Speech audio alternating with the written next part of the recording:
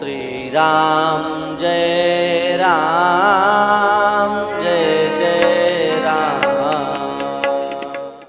श्री सीता रामचंद्र भगवान की जय। बहुत समय से लोग एक प्रश्न कर रहे हैं कि ये प्रस्थानत्रयी क्या है और प्रस्थानत्रयी का क्या स्वरूप है। देखिए, त्रयी तीन से मिलकर के जो बने वो त्रयी है। और प्रस्थान, प्रस्थान मतलब, प्रस्थान शब्द का अर्थ है परमात्म तत्व तक पहुँचने का सर्वोत्कृष्ट साधन। स्थागति निवृत्तौ धातु से स्थान शब्द बनता है और उसमें प्रा उपसर्ग लगा करके प्रस्थान बन जाता है। इसका तात्पर्य यह है कि जहाँ पहुँचने के बाद में समस्त प्रकार से दुखों से हमें मुक्ति मिल जाए। समस्त प्रकार के जो दुख हैं, दैहिक दुख है, दैविक दुख है, भौतिक दुख है, समस्त प्रकार के दुख हमारे समाप्त हो जाएं और सदा सर्वदा के लिए एक रूप आनंद में हम जा कर के पहुँच जाएं। इसी का जो नाम है वही है प्रस्थान। प्रस्थान का तात्पर्य ही यही है कि जहाँ जा कर के हमारी संपूर्ण प्रकार की समस्याओं का समाधान हो जाए और हमको आनंद स्वरूप भगवान की प्राप्ति हो जाए। तो उस प्रस्थान के त्रयी, त्रयी शब्द का अर्थ है तीन साधन है। तीन प्रकार से हम उस स्थान तक पहुंच सकते हैं, उस परम तत्व का अनुभव कर सकते हैं। और वो तीन प्रकार कौन है? बोले गीता, ब्रह्मसूत्र और उपनिषद।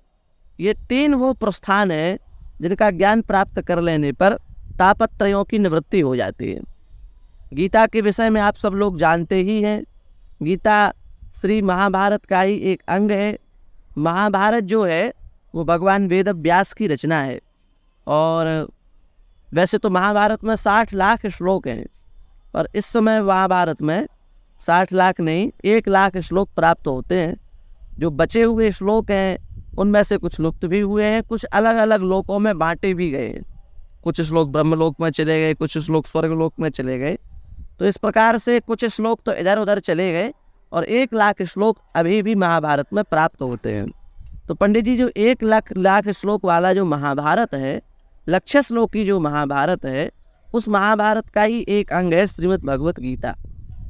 और इस संपूर्ण श्रीमद् महाभारत की रचना भगवान वेद व्यास जी ने 3 वर्ष में की। 3 वर्ष में इतनी बड़ी महाभारत को भगवान व्यास ने लिखा। तो उसी का एक अंग है श्रीमद् भगवत गीता। तो सबसे पहले श्रीमद् भगवत गीता भगवान शंकराचार्य ने महाभारत से अलग की। पहले तो महाभारत के साथ ही गीता का पारायण लोग करते थे, लेकिन आद्य शंकराचार्य भगवान ने बड़ा अनुग्रह किया और 18 अध्याय की श्रीमद् भगवत गीता को उससे अलग किया। और अब हम लोग गीता को स्पष्ट रूप से पढ़ पा रहे हैं। जब गीता अलग से सामने आई तब उसका जो महत्व, उसकी जो गरिमा, उसकी जो महिमा वो प्रकाशित हुई। और फिर विद्वानों ने, बड़े बड़े महापुरुषों ने उस पर अपनी लेखनी चलाई। और गीता विश्व का एकमात्र ऐसा ग्रंथ है जिसमें संपूर्ण समस्याओं का समाधान है और संपूर्ण विश्व में जिसका आदर है।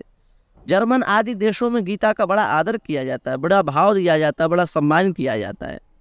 तो एक तो गीता है जो हमको समस्त पापों से, समस्त तापों से मुक्त करके भगवान की ओर ले जाती है। और दूसरा है उपनिषद।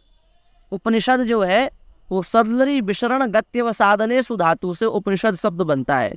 विशरण, गति और अवसाद, 3 जहाँ जाकर के प्राप्त हो जाते हैं वही उपनिषद है।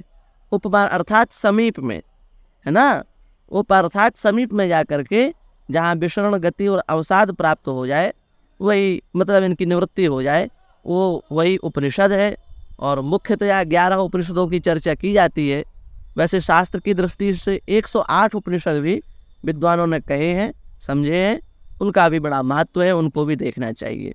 और तीसरा है ब्रह्मसूत्र। भगवान वेद व्यास जी ने प्राणी मात्र के कल्याण के लिए ब्रह्मसूत्र की रचना की। और उस ब्रह्मसूत्र पर सभी विद्वानों ने अलग अलग प्रकार से भाष्य किया। किसी ने विशिष्टाद्वैत परक, किसी ने अद्वैत परक, किसी ने द्वैताद्वैत परक, किसी ने शुद्धाद्वैत परक, किसी ने अचिंत्य भेदाभेद परक, अलग अलग प्रकार से भाष्य किए हैं। तो ब्रह्मसूत्र है। तो गीता, उपनिषद और ब्रह्मसूत्र ये 3 हैं। और इन्हीं तीनों के संगम को ही प्रस्थानत्रयी कहा जाता है। और इनका वास्तविक बोध हो जाने पर जीव के समस्त दुखों की निवृत्ति हो जाती है। यही प्रस्थानत्रयी का संक्षिप्त परिचय है। श्री वृंदावन बिहारी लाल की जय।